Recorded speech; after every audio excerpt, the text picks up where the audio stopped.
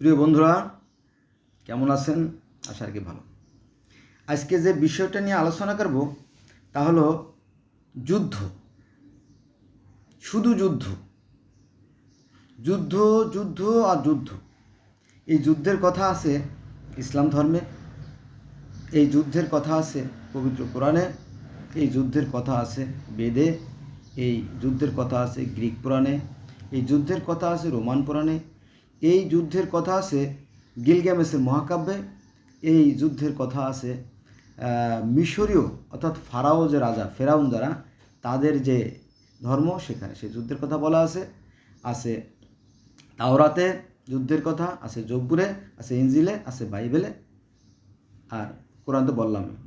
তারপরে আবার সেই ত্রিপিটকেও সেই যুদ্ধের কাহিনী আছে। অবাক হচ্ছেন? অবাক হওয়ার কোনো কারণ নাই তো। আমি তো অ্যানালাইসিস করে দেবো, বিশ্লেষণ করে দেবো, আমার সাথেই থাকবেন। আমি পৃথিবীর বিভিন্ন ধর্মের একজন ছাত্র, তো এটা আমার বহুদিনের সাধনা, অনেক কষ্ট করে করে কিন্তু এটা সংগ্রহ করতে হয়, জানেন তো। আমার জন্য দোয়া করবেন। আমি মাঝে মাঝে যে কথাটা বলি সেই কথাটা দিয়ে বলি, এই কথা মানে শুরু করি আর কি, যে পৃথিবীতে আসবে শান্তি কবে? পৃথিবীতে আসবে শান্তি কবে? যেদিন হিন্দু, মুসলিম, বৌদ্ধ, খ্রিস্টান এক জামাত হবে, শান্তি আসবে তবে। আচ্ছা, এবার শুরু করি। আমি যেহেতু মুসলমানের সন্তান, আমাদের ইসলাম ধর্ম দিয়ে শুরু করি। আমরা জানি যে সৃষ্টিকর্তা যিনি আল্লাহ, তিনি আদম হাওয়াকে সৃষ্টি করলেন, জান্নাতে রাখলেন, পরম সুখে তারা ছিল, এবং আল্লাহ বললেন যে তোমরা যত রকমের গাছপালা আছে সব গাছের ফল ফলালি খাও, কিন্তু ওই একটা নিষিদ্ধ গাছের কাছে যেও না, গন্ধম গাছ। গন্ধম, যদিও কোরআন শরীফে গন্ধম শব্দটা নাই, তারপরে সবাই বলে, আমিও বলি, নইলে তো মায়ের অভাব হবে না, তাই না? যাও, আমিও সেই সাথে সাথে বলি, কিন্তু গন্ধম শব্দটা কোরআন নাই। কিন্তু অনেক আমার মুসলমান ভাইরা জানে না, না জানে তো কিছু করার নাই, তাই না? ঠিক আছে, হাতির লেজকে বলে সাপ, আমিও বলি সাপ, ওরকম যাক। তো সেখানে যখন শান্তিতে রাখার জন্য রাখলেন, ইবলিশ শয়তান সমস্যা সৃষ্টি করলো। সে সাপের বেশ ধরে, সাপ অথবা ময়ূরের বেশ ধরে, আদম হাওয়াকে কী করলো? সেই নিষিদ্ধ গাছের নিচে নিয়ে গেল, এবং সেই মনোহর, সেই অপূর্ব সৌন্দর্যমণ্ডিত যে বৃক্ষের যে ফল, সেগুলো তাকে আস্বাদন করতে প্রলুব্ধ করলো, উৎসাহিত করলো। তো হাওয়া প্রথমে হাওয়া খাইলো, এই জন্য হাওয়ার সব দোষ, আদমের কিন্তু দোষ নেই। তো যত দোষ ইসলাম ধর্মে, যত দোষ দেখবেন নারীদের, আর ইসলাম ধর্মে মুসলমানদের আরে পুরুষদের কোনো দোষ নাই, তারা পবিত্র। ওই যে ফল খাওয়াইছিল, এই বিষয়টা সঠিক না, পরে আলোচনা করব। তো যাক, হাওয়া কী করলো? হাওয়া সেই গন্ধ বৃক্ষের ফল আইনে শরবত বানিয়ে নিজেও খাইলো, আবার আদমকেও খাওয়াইলো। তো আদমকে যখন খাওয়ালো, তখন আদম বলে, কী খাওয়াইছো? বললো, সেই গন্ধ খাওয়াইছ। তখন আদম কী করেছিলেন? এই হাত দিয়ে এই যে নিজের গলা চাপে ধরছিল। এই গলা চাপে ধরার জন্য এই যে পুরুষ লোক, যত পৃথিবীতে যত পুরুষ লোক আছে না, পৃথিবীতে যত পুরুষ লোক আছে তাদের এই যে এখানে দেখবেন হাড্ডি, এই যে হাড্ডি উঁচু হয়ে রয়েছে। ওই যে মানে নিজের গলা নিজে চেপে ধরছিল না, ওখান থেকে হাড্ডি নাকি উঁচু, আমি জানি না।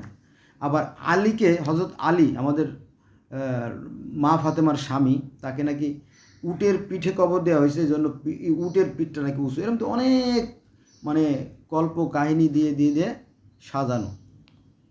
তাহলে আমরা জানলাম যে ইসলাম ধর্মে যে যুদ্ধের কাহিনী, সেটা হচ্ছে যে ইবলিশ শয়তান প্ররোচিত করলো, উদ্বুদ্ধ করলো, এই নিষিদ্ধ বৃক্ষের ফল খাওয়াতে।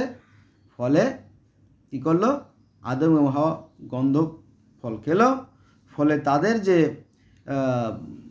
শরীরে যে জান্নাতি পোশাক ছিল, স্বর্গের যে পোশাক ছিল, মানে gown or dress of heaven, put out, মানে জান্নাতের যে পোশাক বা তাদের যে কাপড়, সেটা খুলে গেল। ফলে তাদের উন্মুক্ত যৌবন প্রকাশ পেয়ে গেল, অথবা তাদের পায়খানার চাপ দিল। নানামুখী বর্ণনা আছে। আর এই যে ফল, এই ফলের কথা বাবা অনেক জায়গা অনেকভাবে আছে। কোথাও বলা হয়েছে ছিল ডুমুর ফল, কেউ বলেছিল গন্ধব ফল, কেউ বলেছিল আসলে গমের দানা, কেউ বলেছিল আপেল, কেউ বলে কমলা, কেউ বলে খেজুর, কেউ নেসপতি, কেউ এক একজনে এক এক রকম কথা বলে আর কি, এক এক ধর্মে এক রকম কথা বলে। বিভিন্ন গ্রিক এক ধরনের, রোমান এক ধরনের, হ্যাঁ, তারপরে ইহুদি এক ধরনের, খ্রিস্টান এক ধরনের, ইসলাম ধর্ম এক ধরনের, হিন্দু ধর্ম এক রকম, বিভিন্ন রকম ধর্ম আছে। তো সেখানে যাবো না। তো মোটামুটি ইবলিশ শয়তানের সাথে আদমের একটা সংঘাত হলো, দুটো দল, তাদের সাথে দ্বন্দ্ব হলো এবং আদমকে স্বর্গচ্যুত করে ফেললো। এবং এই সাথে সাথে আবার আল্লাহ, তার যিনি সৃষ্টিকর্তা, অলমাইটি ক্রিয়েটর যিনি, তার সাথেও কিন্তু শয়তানের বাকবিতণ্ড হলো, বুঝছেন? যে পরে আদম হাওয়াকেও জান্নাত থেকে বের করে দেওয়া হলো, আর সেই ইবলিশ শয়তানকেও জান্নাত থেকে বের করে দেওয়া হলো। এরকম একটা মানে দ্বন্দ্ব, সংঘাত, যুদ্ধ, call, maybe any kinds of story, but it is 100% sure or perfect that there were a fight between, দুইজনের মধ্যে একটা ফাইট হয়েছিল। এরকম একটা বিষয় আমরা জানতে পারি কোরআন হাদিস থেকে, এ ব্যাপারে কোনো সন্দেহ নাই। তবে বিষয়টা কি সেটা বলাটা মুশকিল। তাহলে আমরা এই মুহূর্তে ইসলাম ধর্ম বাদ দিলাম, এবার আমরা চলে যাব সর্বপ্রাচীন যে ধর্ম, আর তার মাঝখানে তো অনেকগুলো বললাম, সেই ব্যাপারে আমি আলোচনা করব, আমার সাথে থাকবেন। এটা হচ্ছে যে সর্বপ্রাচীন যে ধর্ম, যে সনাতন বা হিন্দু ধর্ম যেটা আমরা বলি, বয়স যাই হোক, 16 কোটি বছর হোক, আর 21,06,500 বছর হোক, আর 80 লক্ষ বছর হোক, এক একজনে এক এক মত দেয়। তো সে ধর্মেও কিন্তু এই যুদ্ধের কাহিনী আছে। কি সে যুদ্ধ? দেবতাদের সাথে, দেবতারা তো খুব ভালো, সৎ, ন্যায়পরায়ণ, এই দেবতাদের সাথে অসুরের একটা যুদ্ধ হয়। সেটা আবার কেমন ঘটনা? এই ঘটনা হচ্ছে যে দেবতারা, যারা দেবতা, অর্থাৎ যারা ফেরেশতা, আমরা মুসলমানরা যারা ফেরেশতা বলি, হিন্দুরা তাকে বলে দেবতা, দেবতা। আর অবতার মানে কি? নবী রাসূল। অবতার আর দেবতা কিন্তু ভিন্ন জিনিস। নবী রাসূল, বাপ আর বেটা যেমন এক না, নামের পার্থক্য আছে। তাহলে স্বর্গে দেবতা যারা, তারা স্বর্গে বসবাস করতো, যারা দেবতারা দীর্ঘদিন স্বর্গে অবস্থান করার পরে স্বর্গের আরামায়েশ ভোগ করার ফলে তারা আস্তে আস্তে অলস হয়ে গেল। এটা কিন্তু সায়েন্টিফিকলি মানে রিয়েল, এবং তাই এটা একদম বাস্তব। কারণ শুয়ে বসে থাকতে থাকতে মানুষের শরীর কিন্তু ভাড়ায় যায়, কথাটা যুক্তিযুক্ত, এবং ডায়াবেটিস হয়ে যায়, জানেন তো, ঘটনা সত্যি। তো আমার মনে হয় যে সেই যে দেবতা, তাদের সেই ডায়াবেটিস হয়ে গেছিলো, তাদের শরীরগুলো ভার হয়ে গেছিলো, এবং তারা অলস হয়ে গেছিলো, তারা কুড়ে হয়ে গেছিলো, তারা দুর্বল হয়ে গেছিলো। It is a real fact. I think it is real fact. তো তারপরে দেবতারা যখন আস্তে আস্তে যখন অলস হয়ে গেল, কুড়ে হয়ে গেল, ঠিক ওই সময় অসুররা স্বর্গ আক্রমণ করে বসে। স্বর্গ আক্রমণ করে বসলে মুশকিল না? এই তো কে ঠেকায় গণ্ডগোল, এই খবর চলে গেল স্বর্গের রাজা ইন্দ্রর কাছে।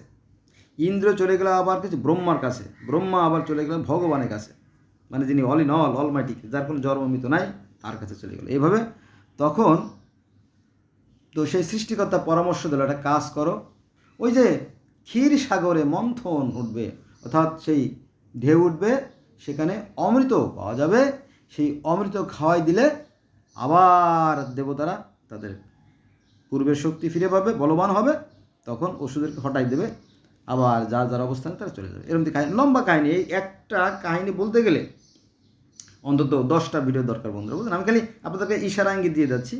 তো এই কাহিনী কোথায় পাবেন আমি বলি।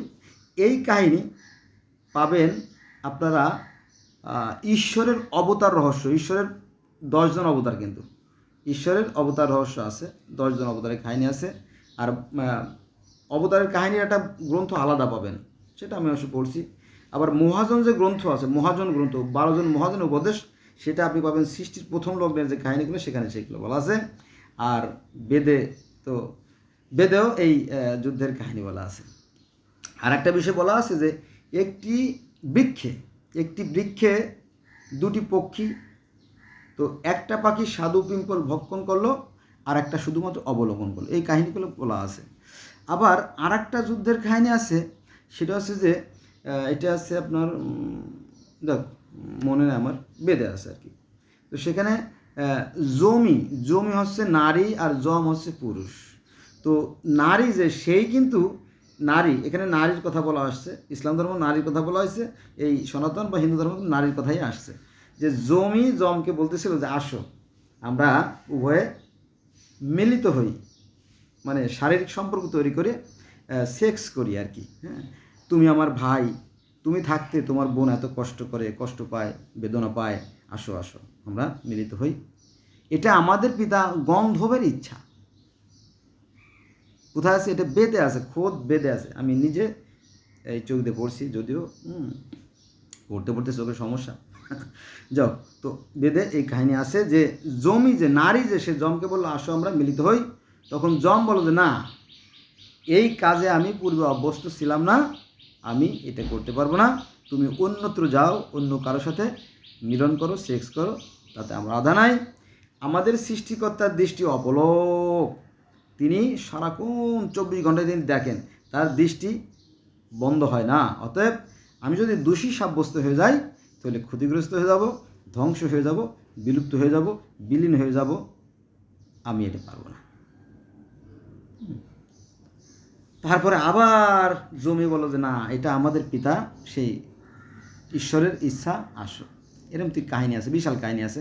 তাহলে আমরা দেখলাম যে বেদেও আছে, আবার ওই যে বললাম ঈশ্বর অবতার রহস্য, সেখানেও এই যে একটা যুদ্ধ, একটা দ্বন্দ্ব, একটা সংঘাত হয়েছিল। ইসলাম ধর্মে যেমন আছে আদমের সাথে তার স্ত্রী হাওয়ার, তারপরে ইবলিস শয়তানের, আবার মৌরের কথা বলা হয়েছে, সাপের কথা বলা হয়েছে। আবার আল্লাহর সাথেও কিন্তু ইবলিস শয়তানের বাগবিতণ্ডা হয়েছিল। আল্লাহ বলছিল হে ফেরেশতারা, ইবলিস শয়তানকে বলছিল যে তোমার এমন কি হলো যে আমি নিজ হাতে যে আদমকে সৃষ্টি করলাম তুমি তাকে সেজদা করলে না। এটা একটা বাগবিতণ্ডা। এখন মূল বিষয়টা কি এটা বলাটা বেশ কঠিন, কারণ কোরআনে আছে যে হে ফেরেশতারা, আমি যখন আদমকে সৃষ্টি করব, অর্থাৎ আদমকে যখন আমি সচল করব, তখন তোমরা তাকে সিজদা করো। আদমকে সিজদার কথাটা কোরআন সূরা আল বাকারায় আছে। নানামুখী দ্বন্দ্ব, তো প্রকৃত সত্য আমি জানি না। যাক, তাহলে মানে আজকের যে আলোচনা সেটা হচ্ছে যে এই যে দ্বন্দ্ব বা সংঘাত বা যুদ্ধ, এটা ইসলাম ধর্মে আছে, আবার সর্বপ্রাচীন যে সনাতন ধর্ম বা হিন্দু ধর্ম সেখানেও আছে। এবার চলে আসেন বয়সের দিক থেকে অন্যান্য যে ধর্মগ্রন্থ, আমরা চলে যাব মিশরে। মিশরের যে পৃথিবীর, not only Bangladesh or Pakistan or India, around the world famous religion story is Gilgamesh Mahakabha. Why Gilgamesh Mahakabha? Because this book is most world in the around the world, most old আর কি। মানে এই যে গিলগামেশের মহাকাব্য পৃথিবীর সর্বপ্রাচীন ধর্ম এবং পৃথিবীর প্রথম লিখিত গ্রন্থ বলে ধরা হয়। তো এই পৃথিবীর গ্রন্থ লেখাগুলো পাইছে কীভাবে জানেন? এটা আপনার ওই যে 13 ফুট বাই 12 ফুট বা 10 ফুট এরকম আর কি, বা 9 ফুট এরকম যে আছে না, মাটি পোড়া মাটির যে ফলক আছে, এরকম হাজার হাজার পোড়া মাটির ফলকে এই লিখিত পাওয়া গেছে। পরে সেটা থেকে সেই গিলগামেশের মহাকাব্য লেখা হয়েছে। আগেকার দিনে কিন্তু লেখনী পদ্ধতি এত ছিল না। যাও, তো সেই যে গিলগামেশের মহাকাব্য, সেখানে আমরা দেখতে পারি যে গিলগামেশ মানে সেই যে গিলগামেশের মহাকাব্যের যে নায়ক গিলগামেশ, ও ছিল খুব ক্যারেক্টারলুস। হ্যাঁ, রাজা ছিল, আর তার বাবার নাম ছিল উরুরু, আর সেই রাজ্যের নাম ছিল উরুক রাজ্য। এটাও কিন্তু মিশরের আশেপাশের ঘটনা। তো সেই উরুক রাজ্যের রাজা উরুরুর সন্তান এই গিলগামেশ ছিল খুবই ক্যারেক্টারলুস, একটু লুচ্চা টাইপের আর কি। মেয়ে দেখলেই সামলাতে পারতো না। তো সে ছিল রাজা। কোনো মেয়ের বিবাহ দিতে হলে, কোনো মেয়েকে বিবাহ দিতে হলে প্রথমে এই গিলগামেশের কাছে রাত কাটাতে হবে। ভারী অন্যায় না? ইনটেক জিনিসটা খেয়ে ফেলবে সে, ভারী অন্যায় না? তো মানুষ খেপে গেলে তারপরে সেই ঈশ্বরের কাছে নালিশ চলে যায়। মানে ঈশ্বরের কাছে নালিশ না, মানে সেই যে নগরপতি তার কাছে নালিশ চলে যায়। পরে তিনি আবার কী করেন, আরেকজনকে পাঠান, এনকেদু। গিলগামেশকে শায়েস্তা করার জন্য, এই গিলগামেশকে সোজা করার জন্য এনকেদু নামে আরেকজনকে পাঠায়।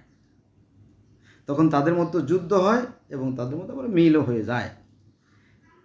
এরকম একটা কাহিনী আছে, সেও বিশাল কাহিনী বন্ধুরা, সে তো অনেক কাহিনী বলা যাবে না। তো যখন মিল হয়, এরপরে আবার বনের মধ্যে আরেকটা প্রাণীর আবির্ভাব ঘটে। হ্যাঁ, সেটা হচ্ছে এই গরু। এই যে গরু গরু গরু কিন্তু পৃথিবীর বহু ধর্মে আছে, প্রায় 28টা ধর্মের কাহিনীতে গরুর কথা আছে, আমি এর আগে ভিডিওতে করছি। তো শেষে কী হলো, এই যে যে একটা গরু, একজন দেবী গিলগামেশকে বললো, তুমি আমাকে বিয়ে করো। সে বিয়ে করতে রাজি না, বরং তারে অপমান করলো এবং এই মারামারি করতো। তো তারপরে স্বর্গ থেকে একটা গরু পাঠায়, গরু। তো সেই গরুকে হত্যা করে ফেলে কে? এই গিলগামেশের বন্ধু এনকেদু আর এই গিলগামেশ মিলে সেই গরুটাকে হত্যা করে ফেলে এবং আরেকজনের সাতটা ছেলেকে হত্যা করে ফেলে। ভারী অন্যায় না? ভারী অন্যায়। তখন শুরু হয়ে গেল যুদ্ধ। তখন এই গিলগামেশ আবার ওই যে সূর্য দেবতার সহযোগিতা নিয়ে এই অন্যায় কাজ করছিল। পরে দেবতারা অসন্তুষ্ট হয়ে গেলে গিলগামেশের যে বন্ধু তাকেই হত্যা করে ফেলে এবং আরও বন্ধুদেরকে হত্যা করে ফেলার পরে তখন গিলগামেশ অসহায় হয়ে যায়। হায় মৃত্যু, পরকাল, শাস্তি, খুব সাংঘাতিক ব্যাপার। তখন সে ভয় পেয়ে যায়। তখন সে অমরত্ব লাভের জন্য পুতনা পিস্তিম নামে একজন তার কাছে যায়, যে কিনা মহাপ্লাবনের হাত থেকে সে এবং তার পরিবারকে রক্ষা করেছিল। এই কাহিনী কিন্তু গিলগামেশের মহাকাব্য আছে বন্ধুরা, যদি আপনারা দেখতেন।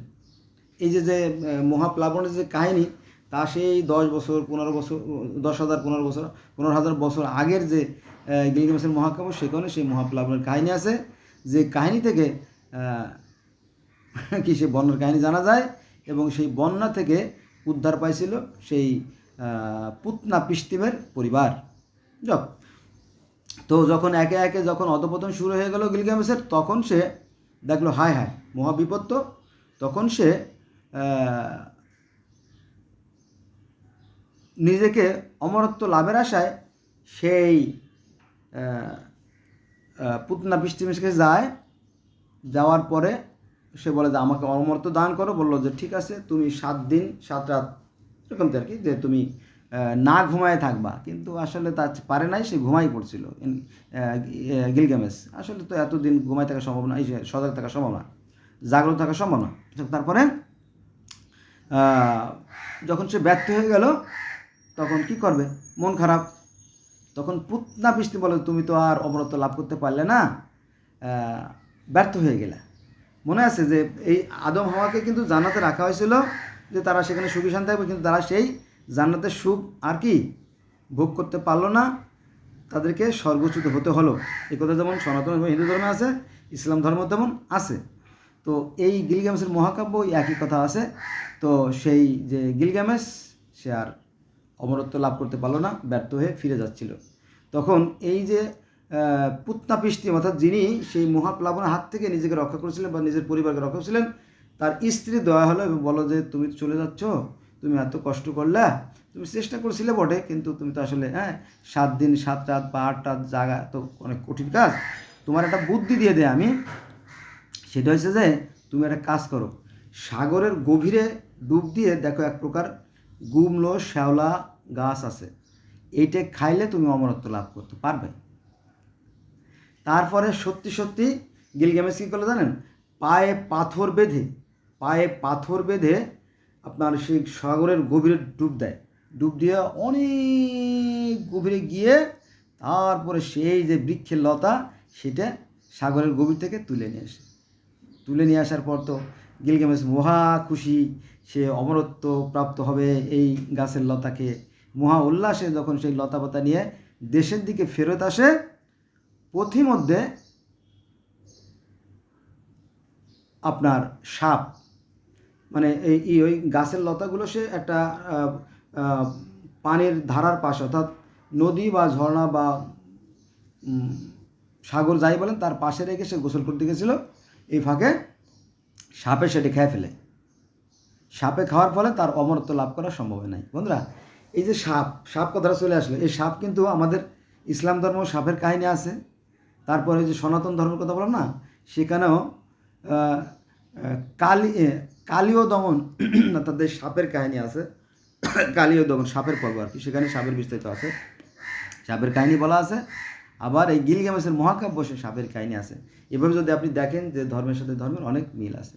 এবার চলে আসবো আমরা মিশরীয় যে ফারাও রাজা, ফেরাউন যারা, তাদেরও কিন্তু একজন নিরাকার ঈশ্বর ছিল। এই ব্যাপারে আমাদের আলেমোলামরা মিথ্যা কথা বলে তাদের কোনো ধর্মই ছিল না, নিজেদেরকে ঈশ্বর দাবি করতো, মিথ্যে কথা। তারা নিজেদেরকে, অর্থাৎ ফেরাউনরা নিজেদেরকে ঈশ্বর দাবি করতো, এটা সত্যি, কিন্তু তাদের যিনি সৃষ্টিকর্তা তাকে তারা বলতো মহা ঈশ্বর। ব্রহ্মা আর মহাব্রহ্মা, হ্যাঁ, ঈশ্বর আর মহা ঈশ্বরের পার্থক্য আছে। সেই মহা ঈশ্বর আছে নিরাকার অশরীরী, যাকে বলা হয়, মানে ওই যে মিশরীয় ভাষায় বলা হয় আটুম শব্দত এক এবং অদ্বিতীয়। আমরা যেমন আরবিতে বলি লা ইলাহা ইল্লাল্লাহ, হ্যাঁ, আল্লাহ ছাড়া কোনো মাবুদ নাই, তিনি এক এবং অদ্বিতীয়। তো সেখানেও সেই আটুম মানে তিনি এক এবং অদ্বিতীয়। যেমন জরসুর ধরে বলা আহুরা মাজদা, অর্থাৎ তিনি এক এবং অদ্বিতীয়, এরকম। আবার ব্রহ্মা একং দ্বিতীয় নাস্তি, ঈশ্বর মাত্র একজনই, দ্বিতীয় কোন, এটা সনাতন কিন্তু আছে। আমি সেখানে আলোচনা যাবো না, আজকে শুধু যুদ্ধের কথা বলবো। তার মানে কি, আমরা ইসলাম ধর্ম যুদ্ধ পাইলাম, সনাতন ধর্ম যুদ্ধ পাইলাম, গিলগামেশের মহাকাব্য যুদ্ধ পেলাম। এবার আমরা তো মিশরীয় ফারাও রাজার ধর্মে, সেখানে যিনি অদৃশ্যের যিনি সৃষ্টিকর্তা রা, তিনি শুটকে বললেন যে তুমি কুমারের চাকার যে মাটি দিয়ে মানুষ সৃষ্টি করো, অর্থাৎ সু এবং তেপনাথ, সু মানে পুরুষ আর তেপনাথ মানে নারীকে সৃষ্টি করলো। করার পরে তাদের আবার যে সন্তান হলো আইসিস, ওসাইরিস, শ্বেত, নেপতিস, এরমটি। তো এই শ্বেত মানে শয়তান, শ্বেত মানে সাপ। এই শ্বেতের অনেক কাহিনী আছে। এই শ্বেতের সাথে তার যে ভাই, তার সাথে যুদ্ধ হয়। আজকের কিন্তু ভিডিওর আলোচনার বিষয় যুদ্ধ, শুনছেন তো? তো সেখানে কিন্তু যুদ্ধ হয় কি নিয়ে? বিষয় নিয়ে, যে এই পৃথিবীতে শাসন করবে কে? শ্বেত, কিন্তু শাসন করতেছে কে? আইসিস। তখন সমস্যা গেল না? তো ছোটো ভাই তো হিংসা জ্বালায় বাঁচে না, পরে কি করে, একটা বিশেষ অনুষ্ঠানে তার ভাইকে একটা কৌশল করে, সেখানে আমি যাবো না, অনেক সময় লাগবে কৌশলের কথা বলতে গেলে, কৌশল করে তাকে একটা বাক্সের মধ্যে আটকায় ফেলে নীল নদের পানি তাকে ছেড়ে দেয়। পরে সে ভাসতে গিয়ে একটা জায়গায় অবস্থান নেয়। পরে এই আইসিসের স্ত্রী ওসাইরিস, সে আবার এই জিনিসটা মেনে নিতে পারে নাই। সে কি করে, সে ঈশ্বরের কাছে নালিশ করে, হে ঈশ্বর, আমার পিতা আইসিস, মানে আইসিস হলো ছেলে আর ওসাইরিস হলো তার স্ত্রী। তো এই ওসাইরিস সৃষ্টিকর্তা রায়ের কাছে নালিশ করে, হে ঈশ্বর, আমার স্বামী তো নিষ্পাপ, নিষ্কলঙ্ক, নিষ্কঙ্কট, পবিত্র, তাকে কেন হত্যা করা হলো? এর বিচার চাই, আমি তার প্রাণ ফিরে চাই। তখন মুশকিল, তখন দেবতারা, আবার দেবতা বলতে আমাদের নবী রাসূল, যেমন আমরা বলি নবী রাসূল, ওরকমই দেবতারা আবার মিটিংয়ে বসে গেল। বসার পরে বলে, হ্যাঁ তাই তো, আইসিস তো খুব ভালো মানুষ। আইসিস মানে সেই যে প্রথম মানব নবী সু এবং তেপনাথের ছেলে মেয়ে আর কি। তো তখন দেবতারা দেখলাম তাই তো, তার তো কোনো অপরাধ নাই, ঠিক আছে। তখন সেই আইসিসের স্ত্রী ওসাইরিস, সে কী করলো, সে পৃথিবীর বিভিন্ন প্রান্ত থেকে তার যে দেহের যে খণ্ড অংশ, সেই দেহের খণ্ড অংশগুলোকে জোড়া করে এক জায়গায় আনলো। তো একটা অংশ ছিল না, সেটাকে অন্য জিনিস দিয়ে সেটা জোড়া দেওয়ার পরে সেইখানে এই ঈশ্বর মানে সৃষ্টিকর্তা কী করলো, আবার তাকে প্রাণ ফিরিয়ে দিল। প্রাণ ফেরা দেওয়ার পরে সে আর পৃথিবীতে রইল যে না, আমি এই নোংরা পৃথিবীতে থাকবো না, আমি মা বসাই, আমি দুয়া বসাই, আমার বিদায় করে দেন, আমি চলে যাই। তো এই আইসিস হলো মানে পরকালের যে, মানে পরকাল যে হবে, সেই পরকালের দেবতা, বোঝা গেছে? সেই স্বর্গের দেবতা হবে এই আইসিস, আর তার স্ত্রী ওসাইরিস। তবে ওই যে আইসিসের যে দেহের খণ্ড অংশগুলো জোড়া দিয়ে তখন তাকে জীবিত করা হলো, তারপরে তার মিলনের ফলে আর একটা ছেলে হয়েছিল, সে পরে পৃথিবীতে রাজত্ব করে, বুঝছেন? এবং সে তো চলে যায়। আর আমাদের যেমন, আমাদের ইসলাম ধর্মে যেমন আছে যে আল্লাহ এবং আদম হাওয়া একসাথে জান্নাতে ছিল, পরে আদম হাওয়াকে পৃথিবীতে ফেলে দেওয়া হয়, আল্লাহ স্বর্গের রাজ্যে থেকে যায়। আর ওই মিশরীয় ধর্মে ওই একই কথা আছে যে ওই 80 বছর ধরে, মানে আইসিস আর তার ভাই শ্বেতের সাথে 80 বছর ধরে যুদ্ধ হয়। যুদ্ধর উপর যুদ্ধ যুদ্ধ হচ্ছিল, থামে না থামে না থামে না, এবার তার ভাইকে হত্যা করে ফেলে। এই সমস্ত মারামারি কাটাকাটি খুনোখুনির ফলে পরে ঈশ্বর অর্থাৎ রা বলে যে না, আমি তোদের সাথে আর থাকবো না, তোরা মানুষ হলি না, তাই না? ওই যে বাবা থাকে বৃদ্ধাশ্রমে, ছেলে থাকে আমেরিকায়, ওরকম তো আর কি, কী করবে আর কি। তো বাবা তোরা মানুষ হলি না, যা আমি তোদের সাথে থাকবো না। পরে ঈশ্বর কী করলো, বাতাসের দেবতা, আমাদের ইসলাম ধর্মে আছে না যে আমাদের নবী মুহাম্মদ সাল্লাল্লাহু আলাইহি ওয়াসাল্লাম বোরাকে পড়ে বা রফরফে, বোরাকে বা রফরফে চড়ে তিনি স্বর্গে গেছিলেন আল্লাহর সাথে দেখা করতে, অনেকটা ওরকম তো আর কি। যে তখন আপনার আইসিস বলল যে আমারও সাথে করে নিয়ে যান। তাহলে যিনি সৃষ্টিকর্তা, যিনি রা, রা হচ্ছে অদৃশ্য দেবতা, তিনি কি করলেন, তিনি বাতাস অর্থাৎ নুট, বাতাসের যে দেবতা তাকে নুট বলে। তো নুটকে বলে হে নুট, বলে জি হুজুর বলেন, বলে তুমি আমাকে স্বর্গে নিয়ে চলো, আমি আর এই অসভ্যদের সাথে থাকতে রাজি না। তখন ঈশ্বর স্বর্গে চলে গেলেন। আর সেই ওসাইরিস, আইজিস, তেপনাথ, সেতমেত, এরকম আরও আছে, আরও অনেক অনেক নাম আছে, 8 জন 12 জন 14 জনের বহু বহু নাম আছে। তো তারা পৃথিবীতে পড়ে রইল। তো এখানে যে আইসিস এবং তার বাইশেদের সাথে যারা যুদ্ধ হয়েছিল, অথবা ঈশ্বর যিনি অর্থাৎ যিনি রায়ের সাথে যে সেদের যে একটা দ্বন্দ্ব হয়েছিল এবং তিনি যে স্বর্গচ্যুত হয়ে গেছিলো এবং স্বর্গে ছিল, এই বিষয়ের সাথে ইসলাম ধর্মের, সনাতন ধর্মের এবং মিশরীয় ধর্মের এবং গিলগামেশের মহাকাব্য, চারটে কিন্তু it is not a simple matter বন্ধুরা। এই তথ্যগুলো সংগ্রহ করা অনেক কঠিন, অনেক কষ্টসাধ্য ব্যাপার, বুঝছেন তো? কারণ এটা বিদেশি ভাষা, বিদেশি ধর্মগ্রন্থ, আর এইটার সাথে এটা কম্পেয়ার মানে মিলানো বা তুলনা করা বেশ কষ্টসাধ্য। তবে ঘটনা সত্যি, আমি হয়তো আপনাকে সুন্দর করে বোঝাতে পারতেছি না, কারণ সময়ের স্বল্পতা, আমি এবার কাজে বের হয়ে যাব। তো আমি একজন গরিবের সন্তান, আমার কাজ করে খেতে হয়, তাই যখন সময় পাই তখন এই যে এখন তো মুখস্থ বলতেছি, আমার কাছে নোট মোট কিছু নাই, নোট একটা দেখেন ব্যাগের মধ্যে রেখে দিচ্ছি, এই যে নোট, আরও নোট আছে, রাশি রাশি নোট আছে, কিন্তু নোট ছাড়াই আমি আলোচনা করতেছি। আপনারা আমার ভুল ত্রুটিগুলো ক্ষমা সুন্দর দৃষ্টি দেখবেন। তাহলে আমরা দেখলাম যে সনাতন ধর্ম একটা যুদ্ধের কাহিনী আছে, দেবতাদের সাথে অসুরের যুদ্ধ হয়েছিল। আবার মিশরীয় ধর্মে শ্বেতের সাথে, শ্বেত তাহলে এক ভাই, ছোটো ভাই, আর তার ভাই আইসির সাথে যুদ্ধ হয়েছিল এবং ঈশ্বর রাগ করে স্বর্গ থেকে তার সেই শূন্য সেই স্বর্গরাজ্যে চলে যায়, সেই কাহিনীও আছে। আর আমাদের ইসলাম ধর্মে আছে যে আল্লাহ আদম হাওয়াকে স্বর্গ থেকে নামাই দিয়েছিল, সেই কাহিনী আছে। আবার সেই গিলগামেশের মহাকাব্য সেটা আছে, বোঝা গেছে?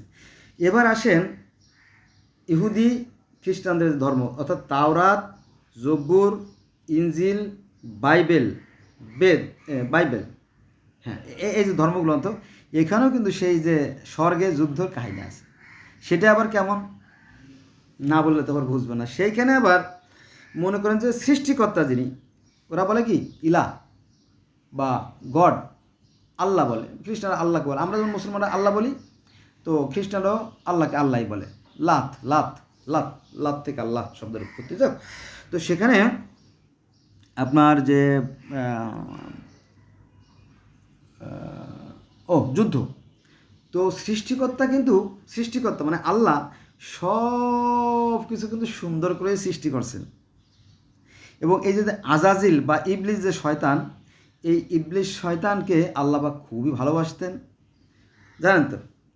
তো এই আল্লাহ এই ইবলিস শয়তানকে খুবই সুন্দর করে, খুব সুন্দর চেহারা ছিল, অনেক সুন্দর করে তাকে সৃষ্টি করছে এবং তাকে কি করেছে জানেন, যে head of the department, have you understand my speech? Head of the department মানে কি, মানে ডিপার্টমেন্টে সর্দার বানাই দিয়েছে। সর্দার ছাড়া চলে, একটা সিস্টেম ছাড়া কি চলে না। তো ফেরেশতাদের সর্দার বানাই দিয়েছে। এটা কিন্তু ইসলাম ধর্মে আছে, অর্থাৎ তাওরাত, জব্বুর, ইনজিল, বাইবেলে যা আছে, কোরআনেও তাই আছে। যে এই সবগুলো ধর্মকে আব্রাহামিক রিলিজিয়ন বলা হয়। যাও মূল কথায় আসি, সেটা হচ্ছে যে এই যে প্রিন্সিপাল, তাকে হেড অফ দ্য ডিপার্টমেন্ট করে নিয়েছে। ফলে এই ইবলিস কী কথা জানেন, এই ইবলিস ওই অন্য যে ফেরেশতা আছে, জিব্রাইল, মিকাইল, আজরাইল, তাদের ক্লাস নিত এবং তাদেরকে বিভিন্ন পরামর্শ দিত। আর আজাজিল অর্থাৎ ইবলিস, সে আবার আল্লাহর কাছ থেকে পরামর্শ নিত। হ্যাঁ, হলো বিষয়। তো আল্লাহ পাক অর্থাৎ সে অলমাইটি ক্রিয়েটর, যিনি মানে ঈশ্বর যিনি, তিনি এই ইবলিসকে খুবই ভালোবাসতো। ভালোবাসার কারণে এই ভালোবাসাই কাল হয়ে গেছে। একটা কথা আছে, মাইন্ড করেন না বন্ধুরা, ঘন পিড়িতে খেতা ছেড়ে বেশি, আরও যদি হয় মাঘ মাস।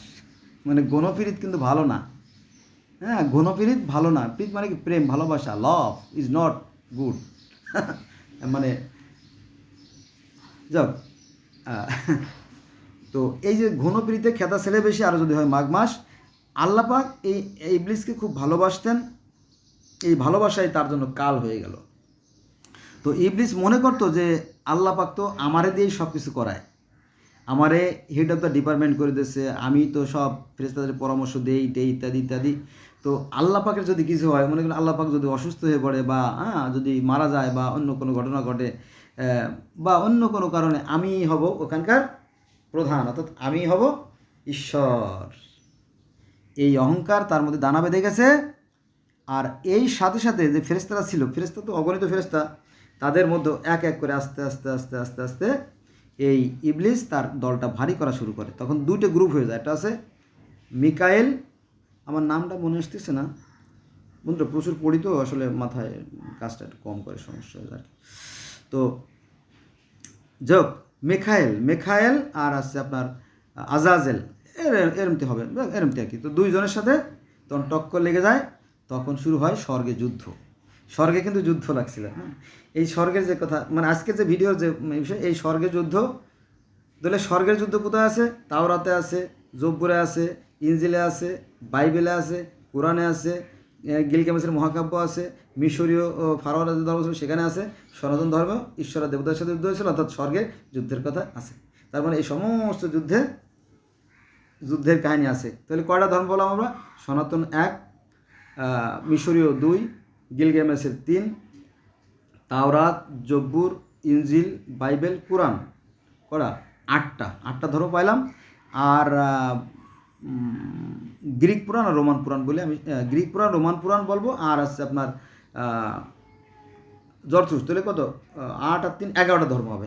এর বেশি আলোচনা করবো না, আমার মাথা গরম হয়ে যাচ্ছে। জরথ্রুস ধর্মে যা আছে, অর্থাৎ আজ থেকে 4,500-5,000 বছর আগে যে জরথ্রুস ধর্ম, ইরানে যে পারস্য ছিল, তো এই রাজ্যে যে ধর্ম তৈরি ছিল, সেই ধর্মেও কিন্তু এই যুদ্ধের কাহিনী আছে। একজন হচ্ছে আংরা মাইনু হচ্ছে খারাপ বা শয়তানি শক্তি, আর আহরমাইনু অর্থাৎ সেই সৎ শক্তি। দুটো শক্তি, আহরমাইনু আর আংরা মাইনু, দুটো শক্তির সাথে বিরোধ। চিরকাল এই দ্বন্দ্ব সংঘাত চলে আসছে। এটা কোথায় আছে? এটা জরথ্রুস ধর্মে আছে। আমি আর বেশি আলোচনা করবো, চলে যাবো গ্রিক ধর্মে। তো গ্রিক ধর্মে গেইয়া হচ্ছে সেই সৃষ্টিকর্তা। তো তিনি কি করলেন? তিনি এই যে জিউস দেবতাদের প্রধান জিউস, এই জিউস কি করলো? এই জিউস আবার আপনার প্রোমেথিউস এবং এপিমেথিউস, এদেরকে বলো তোমরা সৃষ্টি করো, সৃষ্টি কার্য পরিচালনা করো। তখন তারা কী করলো? একজন গাছপালা, পাহাড় পর্বত, জীব জন্তু, কীট পতঙ্গ ইত্যাদি সৃষ্টি করলো। আর একজন কী করলো? শেষের দিকে মানুষ তৈরি করলো। বোঝা গেছে? তো নির্দেশ দিল কে? অলিনল যিনি, তিনি হচ্ছে গেইয়া। অলিনল কি? গেইয়া, সৃষ্টিকর্তা। আর এই যে জিউস, প্রমিথিউস, এপিমিথিউস আর এথেনা, মনে করেন যে কাল্পনিক 4জন প্রধান ফেরেশতা। যেমন এই 4জন ফেরেশতার কথা ইসলাম ধর্মে আছে। এই বিষয়ে পুরো আলোচনা করি, আগে এটা আলোচনা করলে গোলাই যাবে না। তো এই যে স্বর্গে দেবতা জিউস নির্দেশ দিল সৃষ্টি করতে। তো এখানে আমি স্পষ্ট বলতে পারতেছি না, কারণ এত তো মনে থাকে না, বুঝলেন না, বিশাল ব্যাপার। তো সেখানেও কিন্তু আপনার যে টাইটানদের সাথে অলিম্পিয়ানদের যে যুদ্ধের কাহিনী আছে, তাই না? টাইটানদের সাথে অলিম্পিয়ানদের যে সেই যুদ্ধের কাহিনী আছে, বিরাট কাহিনী। সেই কাহিনী যদি বন্ধুরা আমি আলোচনা করি, তাহলে ভিডিও অন্তত 100 ভিডিও করা দরকার। তো সেখানে আমি যাব না। আজকে বারবার আমি একই কথা বলতেছি যে আজকের মূল প্রতিপাদ্য বিষয় হচ্ছে যে যুদ্ধ, স্বর্গে যুদ্ধ। তো সেখানে সেই অলিম্পিয়ান পাহাড়ে সেখানেও সেই দেবতাদের সাথে সেই কি বলবো, যে মানব বলবো না কি বলবো, দেবতাদের সাথে সেই ঈশ্বরের সেই যে যুদ্ধ হয়েছিল আর কি, সেই যুদ্ধের কাহিনী আমরা কোথায় পেলাম? গ্রিক পুরাণেও আছে। আপনারা যদি খোঁজ নিয়ে দেখেন বা সার্চ দিলে, ইউটিউবে সার্চ দিলে দেখবেন টং করে চলে আসছে। তাহলে এই যে গ্রিক পুরাণে শেখানো সেই যে দেবতাদের সাথে, দেবতাদের যে যুদ্ধ হয়েছিল, অর্থাৎ টাইটানদের সাথে অলিম্পিয়ানদের সাথে, টাইটানদের সাথে অলিম্পিয়ানদের যে যুদ্ধ হয়েছিল সেই কাহিনী আছে। বোঝা গেছে? আর এই গ্রিক ধর্মের যে সমস্ত কাহিনী আছে ওই সেম টু সেম রোমান ধর্মে আছে। আমি সেখানে যাব না, একই কাহিনী, তবে নামটা একটু ভিন্ন। তাহলে আমরা কয়টা ধর্ম পেলাম? 11টা ধর্ম পেলাম।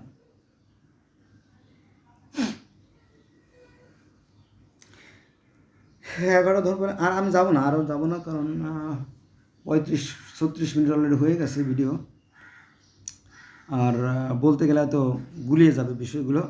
তো আমরা দেখলাম যে এই যে যুদ্ধ, 1 নম্বরে ইসলাম ধর্ম যুদ্ধের কাহিনী আছে, 2 নম্বরে সনাতন ধর্মের যুদ্ধের কাহিনী আছে, 3 নম্বরে গ্রিক ধর্ম যুদ্ধের কাহিনী আছে, 4 নম্বরে রোমান ধর্মের যুদ্ধের কাহিনী আছে, 5 নম্বরে জরথুস ধর্মের সেই আংরা মাইনুর সাথে আহর মাইনুর যে দ্বন্দ্ব সংঘাতের কথা আছে, তারপরে মিশরীয় ধর্মে আছে, তারপরে গিলগামেশের মহাকাব্য আছে, তারপরে তাওরাতে আছে, জব্বুরে আছে, ইনজিলে আছে। তো 10টা। আর ইসলাম ধর্মে তো স্বর্গের যুদ্ধের কাহিনী আছে। 11টা ধর্মের কথা আলোচনা করলাম। আমি যদি আরও আলোচনা করি তাহলে হয়তো মনে করেন যে সেই যে মিশরের মিশর তো না, আফ্রিকার যে ডগন ধর্ম, রাস্টাফারিজম ধর্ম, সেখানেও ওই যে ঈশ্বর বোম্বা একটা মানে পানি থেকে প্রথমে একটা পাহাড়ের সৃষ্টি হয়, যাকে বলা হয় রিক্রোডিয়াল পাহাড়। আবার অন্যান্য ধর্মে, মিশরীয় কিন্তু ব্যাবিলনীয় কিছু ধর্মে আছে, সেটা বেনবেন পাহাড়, সেইখানে প্রথমে পানির মধ্যে থেকে প্রথমে একটা পাহাড়ের সূচনা হয়, আর সেই পাহাড়ের উপরে জন্ম হয় 2 সন্তানের। তো তারা হারিয়ে যায়, হারিয়ে যাওয়ার পরে হায় কোথায় গেল? পরে সেই পিতা ঈশ্বর বোম্বা তার চোখ খুলে পাঠাইতে, যাও আমার সন্তানকে খুঁজে নিয়ে এসো। পরে সন্তানকে খুঁজে নিয়ে এসে পরে তাকে নিয়ে কান্নাকাটি করে, পরে তার সেই চোখের পানি থেকে পরে সৃষ্টির সূচনা হয়, এরকম বলা আছে। তারপরে জরথুস ধর্মে বলা আছে যে সৃষ্টিকর্তা প্রথমে একটা গরু তৈরি করে, আর একটা বৃক্ষ তৈরি করে, শেপ একটা ডিম্ব তৈরি করে, পরে সেখান থেকে সেই গরু থেকে পৃথিবীর সমস্ত প্রাণী, আর গাছ থেকে পৃথিবীর সমস্ত গাছ সৃষ্টি করে, এর আর কি বলা আছে। যাই হোক, তো অনেক কথা বন্ধুরা। তো এই যুদ্ধের কাহিনী ছিল, আছে এবং থাকবে হয়তো। তবে একটা জিনিস, এই জিনিসটা সবসময় খেয়াল রাখবেন, যে যিনি সৃষ্টিকর্তা তিনি পৃথিবীর প্রত্যেকটা মানুষকেই জ্ঞান দিয়েছেন। এটা কি ঠিক? না, এটা ঠিক না। পৃথিবীর প্রত্যেকটা প্রাণীকে জ্ঞান দিয়েছে। পিঁপড়েরও জ্ঞান দিয়েছে। হাজার হাজার লাখ লাখ পিঁপড়ে যদি পানির মধ্যে যায়, দেখবেন ওরা মরে না, কেউ নিচে যায় আবার উপরে আসে, কেউ নিচে যায়, এভাবে ওরা ঘুরিয়ে ফিরে ওরা নিজের জীবন রক্ষা করে, ওদের মধ্যে জ্ঞান আছে। একটা কাকের বাচ্চা যদি তার বাসা থেকে নিচে নেমে যায়, তাহলে দেখবেন যে অন্য লোক কাকরা কা কা করে গোটা এলাকা মাতিয়ে ফেলে। হ্যাঁ, তখন ওই বাচ্চাকে উদ্ধার না করা পর্যন্ত ওই জায়গাটা কোনো মানুষের আসতে দেয় না, তাকে ঠোকর মারে। হ্যাঁ, এইভাবে সৃষ্টিকর্তা সবাইরে ভালো মন্দের জ্ঞান দিয়ে সৃষ্টি করছে। শুধু মানুষ না, কিন্তু প্রত্যেকটা প্রাণীকে, উল্লা, ডেল্লা, মৌমাছি, প্রজাপতি, ফড়িং, পাখি, পশু পাখি, কীট পতঙ্গ, জীবজন্তু, এমনকি গাছেরও জ্ঞান আছে, জানেন তো। ওদের জ্ঞান বলতে জ্ঞান আছে, এবং চোখ তো নাই গাছের, তবে অনুভূতির চোখ আছে। মনে করেন যে লাউ শাক, পুঁই শাক, তারপরে আপনার কদু শাক, কুমড়া শাক, তারপরে শশা, ভেন্ডি, যাই বলেন, এরা যেদিকে আলো আসে ওদিকে ধাবিত হয়, এবং ওদের একটা সুর আছে। ধুন্দল বলেন, ধুন্দল, আনাস, ধুন্দল, শ্রীচন্দন, অনেক ধরনের ফল আছে না, আছে, তরকারি আছে। ওরা কী করে দেখবেন যে আলোর দিকে ধায়, কারণ আলোর থেকে ওরা খাদ্য উৎপন্ন করে, তাই না? ওদের অনুভূতির চোখ আছে, অনুভূতির ভাষা আছে, ওরা বুঝতে পারে যেটা আমরা বুঝি না। তো একজন বিজ্ঞানী, অবশ্য উনি বলছে যে হ্যাঁ, গাছেরও ভাষা আছে, ওদের কি আদান প্রদান করে, এরকম আর কি। তো আসুন আমরা আমাদের বিবেককে কাজে লাগাই। আমরা সবাই জানি যে ভালো কাজের ফল কখনোই খারাপ হতে পারে না, আর খারাপ কাজের ফল কখনোই ভালো হতে পারে না। আর পৃথিবীতে যত ধর্ম আছে, 4300 ধর্ম আছে, প্রত্যেকটা ধর্মই কিন্তু সত্য, সুন্দর, কল্যাণ, ন্যায়ের কথা, আদর্শের কথা বলে, আর একজন সৃষ্টিকর্তা বলে। কিন্তু এটা ধর্মগুরুরা সবাই সমান না। কিছু কিছু ধর্মগুরুরা সঠিক কথা বলে, আর কিছু আছে নিজেদের ব্যবসায়িক স্বার্থে, বাণিজ্যিক স্বার্থে এই ধর্মকে বিকৃত করে। ফলে সমাজে বিভেদ সৃষ্টি হয়, ধর্মে ধর্মে বিভেদ সৃষ্টি হয়। আসলে কিন্তু মৌলিক যে বিষয় তা হচ্ছে গোটা পৃথিবীবাসীর জন্য একটাই আকাশ, একটাই পৃথিবী, একই অক্সিজেন আমরা পৃথিবীর প্রত্যেকটা মানুষ, অর্থাৎ 800 কোটি বা 900 কোটি মানুষ ভোগ করি, এবং একটাই চন্দ্র, একটাই সূর্য, একটাই, তাই না, আমাদের আবেগ অনুভূতি, আমাদের পৃথিবীর প্রত্যেকটা মানুষের রক্ত লাল, তাই না? So we are all are equal, there is no difference if you analysis. So my dear friend, I shall request to you, let's go from today, we shall never call for the religion. Thanks a lot for watching my video. Bye bye.